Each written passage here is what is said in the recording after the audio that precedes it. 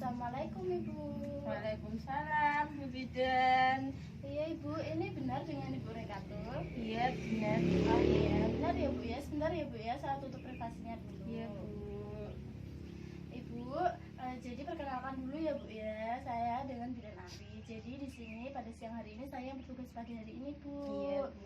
Jadi maksud dan tujuan saya itu nanti saya akan memberikan pendidikan kesehatan mengenai tanda bahaya masa nifas pada ibu. Iya, Dan Bu. tujuannya itu nanti supaya ibu itu tahu kalau terdapat tanda-tanda bahaya pada ibu seperti apa. Gitu ya Bu ya. Iya, Bu. Apakah Ibu bersedia? Bersedia sekali, Bu. Ibu sebelumnya pernah mendengar atau mengetahui apa saja itu tanda-tanda bahaya pada masa nifas Bu? Belum, Bu. Belum pernah sama sekali Bu? Belum. Jadi saya jelaskan dulu ya Bu ya. Iya, Untuk Bu. tanda-tanda pada masa nifas itu ada banyak Bu. Yang terutama itu yang pertama ada perdarahan pasca postpartum, terus juga ada infeksi pada masa nifas, ada preeklamsi dan eklamsi pada masa nifasnya sendiri, terus ada emboli pada masa nifas atau penggumpalan darah. Terus juga ada infeksi saluran kemih, terus ada abnormal pada payudaranya ibu, ketidaknormalan pada payudara ibu, seperti itu. Terus juga ada gangguan pada psikologis ibu kalau ibu mengalami stres, seperti itu Bu. Untuk saya jelaskan satu persatu ya Bu ya, dari tanda bahaya tersebut ya Bu ya. Iya, Bu. Bu Yang Bidan. pertama itu saya akan menjelaskan untuk tanda bahaya yang perdarahan pada masa postpartumnya dulu Bu. Ibu sebelumnya sudah tahu apa itu perdarahan pada postpartum Bu?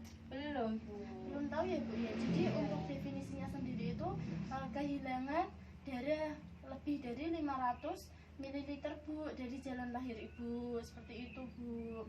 Terus untuk tanda gejalanya itu biasanya itu terjadi perdarahan pervaginan yang hebat dan secara tiba-tiba itu pada jalan lahir ibu. Terus juga biasanya itu terjadi subinvolusi uterus.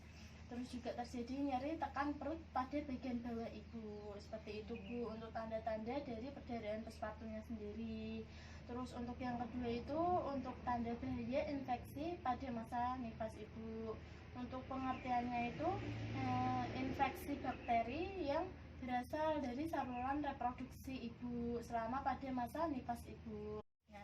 Nah, untuk tanda gejalanya dari bahaya infeksi masa nifas sendiri itu ada berbagai macam Bu. Yang pertama itu ada infeksi lokal sama infeksi umum. Untuk infeksi lokalnya sendiri itu ada perubahan warna kulit pada ibu, terus juga timbul nanah, terus ada bengkak pada lukanya, dan pergerakannya ibu itu terbatas. Jadi itu ibu kalau mau gerak ke sana ke sini itu merasa kayak sakit, nyeri, seperti itu Bu. Terus pada infeksi umumnya sendiri itu dia biasanya itu suhu badan ibu itu meningkat lebih dari 38 derajat Celcius. Dan tekanan darah ibu itu biasanya itu naik turun, tidak stabil. Ada juga biasanya pernafasan ibu itu lebih meningkat kayak orang yang habis melakukan aktivitas terus menerus, seperti itu Bu. Terus juga biasanya itu ibu itu kayak lebih sering sakit, terus badannya ibu itu lemas, seperti itu. Terus untuk tanda bahaya selanjutnya itu ada tanda bahaya preeklamsi dan eklamsi pada masa nifas. Untuk pengertiannya sendiri ibu sebelumnya sudah pernah mengetahui Bu? Nggak tahu. Belum pernah ya Bu ya. Jadi untuk definisinya sendiri itu apa sih? Nah, untuk definisinya sendiri itu tekanan darah ibu itu tinggi atau terjadi odem pada muka dan tangan disertai dengan protein urin ibu itu positif, seperti itu Bu. Untuk tanda gejalanya sendiri biasanya itu tekanan darah ibu itu tinggi, biasanya itu lebih dari 140/90, seperti itu. Terus untuk adanya odem pada kaki ibu atau bengkak pada kaki ibu, seperti itu. Untuk jari tangan dan muka juga terjadi pembengkakan. Untuk jumlah urin ibu itu biasanya itu lebih sedikit, biasanya itu kayak ibunya itu lebih jarang untuk pipis, seperti itu. Terus untuk tanda bahaya selanjutnya itu ada infeksi saluran kemih. Untuk pengertiannya sendiri itu Bu, infeksi saluran kemih itu apa sih? Nah, untuk infeksi saluran kemih itu infeksi yang terjadi pada saluran kemih ibu, seperti itu. Untuk tanda bahayanya sendiri biasanya itu terjadi nyeri kalau ibu saat pipis, seperti itu. Sampai biasanya itu nyerinya itu nggak cuma nyeri ringan tetapi juga nyeri berat.